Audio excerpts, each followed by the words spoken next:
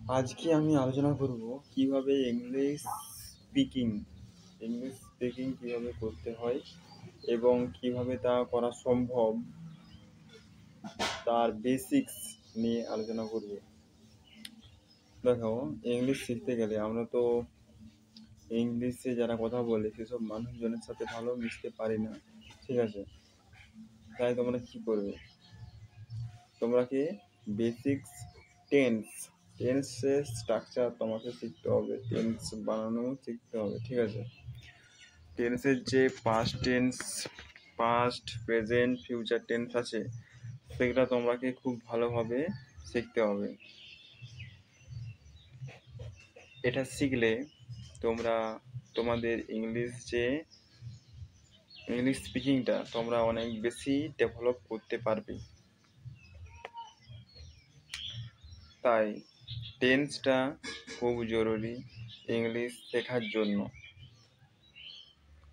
আর আর কি শিখবে,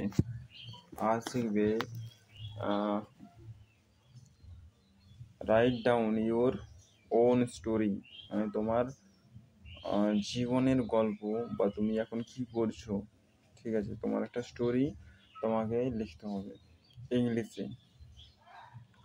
এতে তোমার ইংলিশ স্পিকিংটা অনেক ভালোভাবে ডেভেলপ হবে। তাই তোমরা তোমাদের ইংলিশ স্পিকিং ইমপ্রুভ করতে চাইলে তোমাকে এই ওন স্টোরি বা নিজের স্টোরি তোমাকে বানাতে হবে।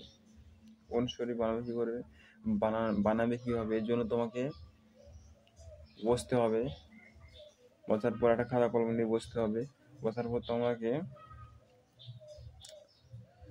নিজের নাম, ধরো তুমি কোথা থেকে, এগুলো শুধু ইংলিশে লিখতে হবে, কারো দেখা চলবে না, ঠিক আছে?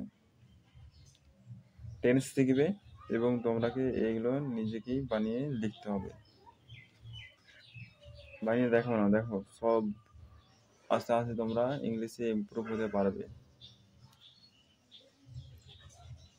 তাই ইংলিশ স্পিকিং করতে হলে তোমরাকে এগুলো মেনটেন করেই চলতে হবে।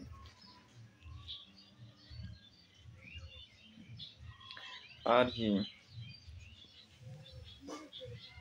হ্যাঁ, এগুলো কিভাবে সাজাবে, এগুলো সাজাবে তোমার নিজের নাম দিয়ে শুরু করবে। মাই নেম ইজ সৌরদীপ মাহাত্ম, I am from West Bengal, I have completed my bachelor degree from Vidyasagar university. যে যা যে জিসে পড়ছো সে সেটা বলবে। কেউ কলেজে পড়ছো, কেউ স্কুলে পড়ছো, ঠিক আছে, সে সেটা বলবে। বা এখন তুমি কি পড়ছো সেটাও বলবে, লিখবে ইংলিশে। যদি তুমি কোনো ক্লাসে পড়ছো, ঠিক আছে, তুমি সেটা সেখানে লিখতে পারো যে আমি আমি আমার আমি গ্র্যাজুয়েশন কমপ্লিট করে ফেলেছি এবং তারপর আমি বিটেক করছি বা বিএড করছি, যেগুলো একটা, এটা তোমাকে লিখতে হবে।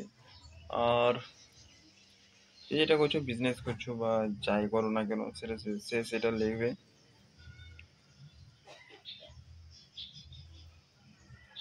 এবং লেখার পর